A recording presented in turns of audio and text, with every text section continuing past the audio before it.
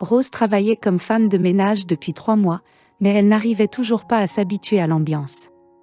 Et au bureau de la société commerciale, c'était principalement dû au fait que la plupart des employés y étaient plutôt méprisants envers les gens. Qu'ils pensaient être en dessous d'eux sur l'échelle sociale.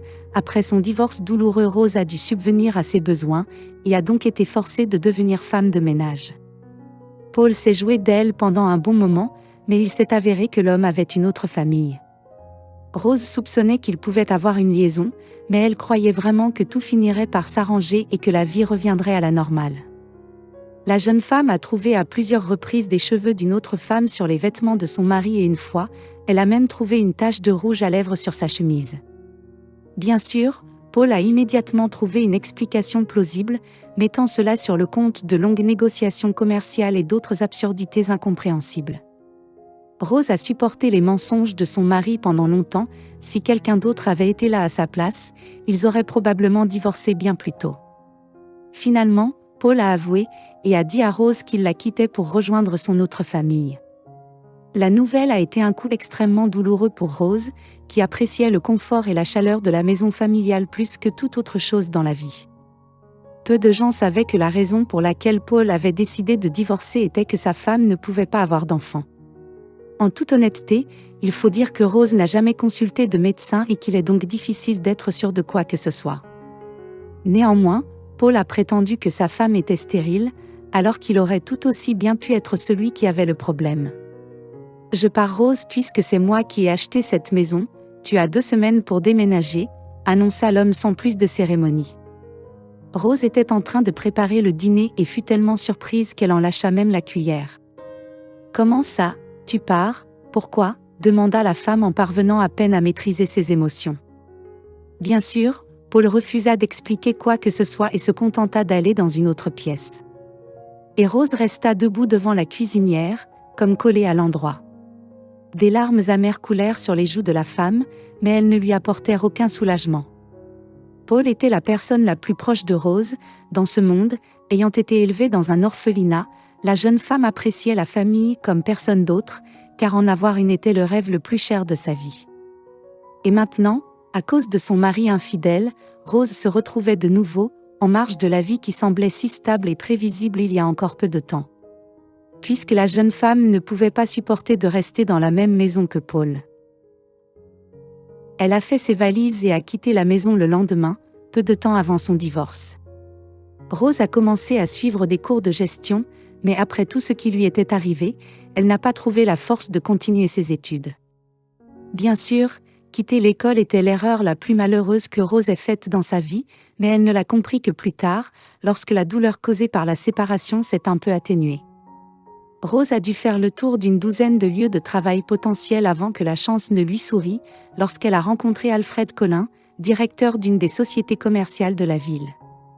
Comme la société n'avait plus besoin de cadre, l'homme d'affaires a offert à la jeune femme le poste de femme de ménage. « Je comprends que ce n'est pas le travail de vos rêves, alors je comprendrai si vous décidez de rejeter mon offre, mais nous payons toujours le salaire à temps et aucun employé ne s'en est jamais plaint. » Monsieur Collin a ajouté en baissant les yeux et avec embarras. Rose a pesé le pour et le contre après quoi elle a accepté l'offre. « Merci Monsieur Collin, je vais prendre le travail. » Le lendemain, armée du chiffon et d'une foule, Rose a nettoyé avec diligence tout le bureau en lavant les sols et en époussetant les fenêtres en achetant malgré le fait que le directeur de l'entreprise a traité la nouvelle employée comme une personne de confiance. Le directeur de l'entreprise a traité la nouvelle femme de ménage avec beaucoup de gentillesse, mais les autres employés n'ont pas été aussi gentils. Des moqueries sans fin et des remarques méprisantes ont jailli de leur bouche, et il ne semblait pas y avoir de fin à ces remarques. En raison de sa pauvreté, Rose n'avait pas les moyens de s'acheter des vêtements coûteux et devait donc se contenter de ce qu'elle pouvait trouver dans les marchés aux puces et les magasins d'occasion. Les hivers étant souvent rudes dans le Maine, les habitants de la ville sont habitués à ce que les tempêtes de neige et la glace fassent partie intégrante de leur vie à cette époque de l'année. Un jour, alors qu'elle rentrait du travail, Rose est tombée dans une forte tempête de neige. Il faisait 14 degrés dehors, ce qui a obligé les habitants à s'envelopper dans des couvertures chaudes et des manteaux de fourrure. Comme les vêtements de Rose étaient à peine chauds, elle a dû se blottir dans le vent froid et pratiquement courir dans la rue. En se dépêchant de rentrer chez elle le plus vite possible, la femme est devenue involontairement le témoin d'une scène étrange qui s'est déroulée juste devant elle. Sous ses yeux, un homme d'un certain âge, habillé, descendait la rue. Pire encore que Rose, il avait l'air d'être venu à pied de Los Angeles. Le petit manteau miteux de l'homme ne pouvait pas le sauver du vent perçant, qui devenait de plus en plus fort à chaque seconde. Le vieil homme était maigre et pâle. Et il semblait que le vent froid pouvait à tout moment s'emparer de son corps affaibli et le faire tourner. Les passants se hâtaient de rejoindre au plus vite la chaleur de leur maison, qui pouvait les protéger des intempéries, et seul ce vieil homme marchait sans but précis, espérant trouver un abri et une tasse de thé chaude. À la vue du vieil homme glacé, le cœur de Rose a sombré. « Mon Dieu, il va avoir des engelures ou une pneumonie », murmurait la femme, tandis que le vent et la neige s'intensifiaient. Rose s'approcha du vieil homme et le prit par la main. « Venez avec moi, monsieur, ne dites rien, vous avez besoin d'économiser vos forces, ma maison est à quelques pas, dépêchons-nous avant d'être complètement recouverts de neige, dépêchons-nous avant d'être complètement recouverts de neige », s'exclama Rose en essayant d'atténuer le bruit du vent. Le vieil homme a compris que la jeune femme avait raison et il n'a pas perdu de temps avec des paroles vaines. Rose s'est rendu compte qu'elle avait sauvé la vie du vieil homme. S'il était resté dans la rue juste un peu plus longtemps, il aurait fallu une ambulance pour le sauver. Et maintenant, 10 minutes plus tard, il était assis près de la cheminée dans la maison confortable de Rose. Tout d'abord, la femme a apporté une couverture chaude pour son invité, après quoi, elle lui a versé une tasse de thé chaud sucré au miel. « Merci mademoiselle, si vous n'aviez pas été là, j'aurais eu beaucoup de mal à vivre dehors », a dit le vieil homme en balayant une larme. « Ne t'inquiète pas, tu n'as pas à me remercier, n'importe qui aurait fait la même chose à ma place. » Rose l'a brossé dans le sens du poil. Le vieil homme est resté silencieux pendant un moment. Puis il a raconté son histoire à la jeune femme. Au début, Rose pensait qu'il avait tout inventé, mais après qu'il ait fini son histoire, elle a complètement changé d'avis, car il s'est avéré que le vieil invité s'appelait Marius. Le vieil homme ne connaissait pas son nom de famille, pour la simple raison qu'il ne se souvenait pas de ce qui lui était arrivé jusqu'à il y a 3 mois. Des sans-abri m'ont trouvé dans un fossé au bord de la route et m'ont appelé Marius. Ma tête était cassée et il n'y avait pas un seul parfum dans ma poche. Mais le pire, c'est que j'ai perdu la mémoire. Depuis, j'erre dans les rues. J'ai essayé d'aller voir la police, mais ils m'ont jeté dehors. Ils ne me croyaient tout simplement pas. L'invité a ajouté avec le SOB. Rose a secoué la tête. Avec sympathie et s'est surprise à penser qu'elle ferait certainement tout ce qu'elle peut pour aider ce pauvre homme. Bien sûr, Rose ne savait pas exactement comment elle allait s'y prendre, mais son désir d'aider était sincère et désintéressé. La décision de laisser le vieil homme rester chez elle est venue spontanément et semblait être une pure folie, mais d'un autre côté, Rose sentait au fond d'elle que ce vieil homme avait besoin d'une aide pour survivre. Rose sentait au fond d'elle que ce vieil homme ne survivrait pas seul dans la rue et qu'il finirait par mourir de froid. La jeune femme proposa à son invité de prendre un bain et de se raser.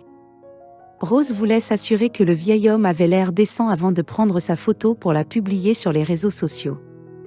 La jeune femme de ménage avait compris depuis longtemps que les possibilités d'Internet étaient pratiquement illimitées et qu'elle pouvait résoudre presque tous les problèmes. Marius s'est enfin nettoyé et s'est immédiatement transformé en un vieil homme à l'air intelligent, aux yeux gris légèrement tristes et aux traits aristocratiques. Après avoir posté la photo de Marius sur plusieurs pages de médias sociaux à la fois, la femme a poussé un soupir de soulagement. C'est mieux maintenant, tout ce qu'il nous reste à faire, c'est d'attendre. Le vieil homme a remercié son sauveur une fois de plus et s'est excusé pour une telle intrusion dans sa vie. Après avoir entendu ce qu'elle a fait, les gens du bureau se sont simplement moqués d'elle. Régulièrement idiote, tu as laissé un sans-abri seul dans ta maison, sois en sûr, il va soit te voler aveuglément, soit brûler ta maison jusqu'au sol. Rose rougit jusqu'à la racine de ses cheveux et se réprimanda mentalement d'avoir trop parlé. Elle passa le reste de la journée à se faire moquer par tous les directeurs du bureau. Mais imaginez la surprise de la jeune femme lorsqu'elle rentra chez elle et qu'elle vit un tas de voitures de luxe garées devant sa maison. Voyant Rose, il s'est approché et s'est présenté. Malo Roger Miss, j'ai vu votre message sur les médias sociaux. Et je suis arrivé dès que j'ai pu. Nous avons dû parcourir environ 600 km mais ce n'est rien. comparé au fait que j'ai retrouvé mon père disparu, votre père Marius. C'est votre père, Rose s'est exclamée dans la surprise. En fait, le nom de mon père est Victor, il possède un réseau d'entreprises de commerce. Il est parti en voyage d'affaires dans le Maine il y a 3 mois. Et personne ne l'a revu depuis, je l'ai cherché dans tout le pays. Mais je n'ai jamais réussi à le trouver. Dit Malo, ayant du mal à contenir ses émotions. L'histoire de l'homme semblait si incroyable que Rose a même commencé à douter que ce soit vrai. Cependant, ses doutes ont été dissipés quand Malo lui a montré les photos de famille sur lesquelles son père avait été capturé. Il n'y a pas de mots pour décrire à quel point Victor était heureux et soulagé de voir son fils. D'autant plus qu'il s'est souvenu de tout son passé dès qu'il a vu Malo. Ce jour fatidique, l'homme d'affaires âgé a été agressé, et ce n'est que par une chance incroyable qu'il a réussi à rester en vie. Les agresseurs ont pris la voiture de Victor, sa carte d'identité et son passeport. S'il n'y avait pas eu les sans-abri, l'homme d'affaires âgé serait probablement resté allongé dans le fossé sale jusqu'à ce qu'il meure, se sentant incroyablement heureux pour Victor. Et Malo, Rose ne pouvait pas retenir ses larmes. Tout ce qui s'est passé semblait. En remerciement de son aide, Victor Roger a invité Rose à dîner dans le restaurant le plus cher de la ville afin qu'ils puissent discuter de son avenir, le vieil homme ayant décidé d'ouvrir un centre d'aide pour les sans-abri et les gens